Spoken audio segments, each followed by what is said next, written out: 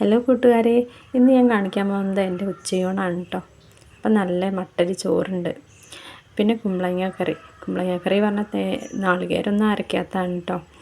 പച്ചമുളക് കീറിയിട്ടിട്ട് വെളിച്ചെണ്ണയൊക്കെ ഒഴിച്ചിട്ട് അങ്ങനെ വെച്ചതാണ്. ഓലെന്ന് പറഞ്ഞാൽ തേങ്ങാപ്പാലൊന്നും ഒഴിക്കാത്ത ഓലെന്ന് പറയാം. പിന്നെ പപ്പടം, പിന്നെ ചേന എരിശ്ശേരി ഉണ്ട്. ചേനയും കുമ്പളങ്ങയൊക്കെ വീട്ടിൽ നിന്ന് കൊടുന്നതാണ് കേട്ടോ.